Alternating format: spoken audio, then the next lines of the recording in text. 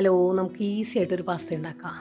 സവാള, carrot, capsicum, മല്ലിയിലൊക്കെ അരിഞ്ഞ് വെച്ചിട്ടുണ്ട്. പാസ്ത വേവിക്കാൻ വെച്ചിട്ടുണ്ട്. നമ്മൾ പാൻ വെച്ച് ബട്ടറിൽ വെളുത്തുള്ളി ആദ്യം ഇടാൻ മറന്നുപോയി. ആദ്യം തന്നെ സവാളയാണ് ഇട്ടത്.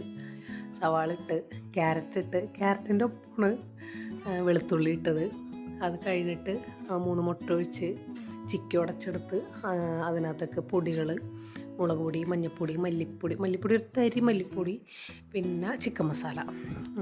അത് നന്നായിട്ട് മിക്സ് ചെയ്തതിനിപ്പോൾ tomato sauce, chilli sauce, soya sauce 3 ഒഴിച്ച് അതും മിക്സ് ചെയ്തെടുത്തിട്ട് പാസ്ത അതിനകത്തേക്ക് തട്ടി, പിന്നെ അതിന് മുകളിൽ ക്യാപ്സിക്കം ഇട്ട് മല്ലിയില ഇട്ട് പിന്നെ മയനീസ് ഉണ്ടാക്കി. അടിപൊളിയായിരുന്നു, നല്ല ടേസ്റ്റായിരുന്നു. അത് ആ മയനീസിൽ മുക്കി തിന്നുമ്പോഴാണ് അടിപൊളിയാവണത്.